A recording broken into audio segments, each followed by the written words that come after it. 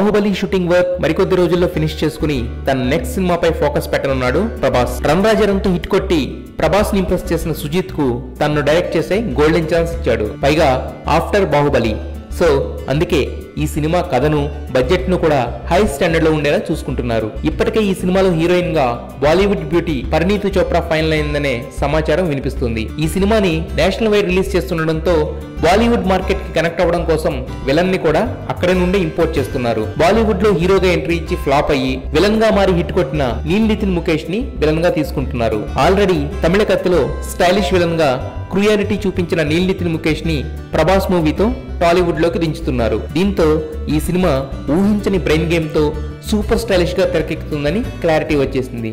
So ఇక fans అంతా darling ని మళ్లీ స్టైలిష్ లుక్ లో చూడాలని ఉవ్విళ్ళూరుతున్నారు.